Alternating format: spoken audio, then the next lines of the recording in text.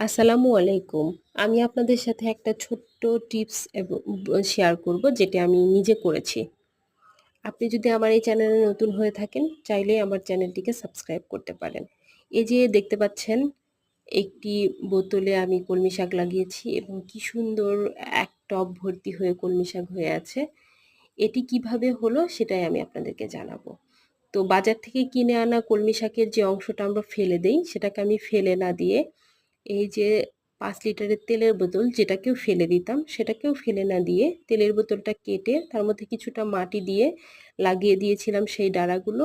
আর এই যে কি সুন্দর কলমি শাক হয়ে গেছে।